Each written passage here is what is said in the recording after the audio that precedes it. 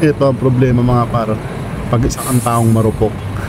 Ayan mga par, pumasok si Idol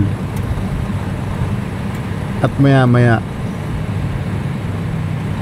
sinundan ko na siya mga par. Ang problema, hindi ko natansya, hindi pala ako kasya. Ayan mga par, pero panoorin niyo yung mga sumunod na eksena mga par.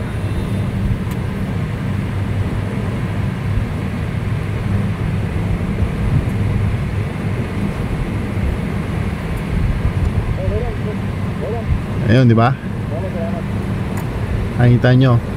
Kaya saludo ko sa mga driver na ganito mga par, sa mga private 4 wheels na ganyan mga par.